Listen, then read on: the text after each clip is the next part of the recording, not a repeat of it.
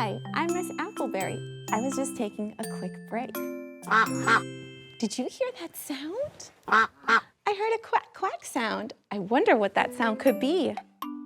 I think it's coming from inside our melon learning box. Let's take a look and see what we find. Ooh! Let me give you some hints before I show you. It's an animal that swims in the water, and it has fluffy feathers to keep it warm and dry. It has a mouth called a bill. Can you guess what it is?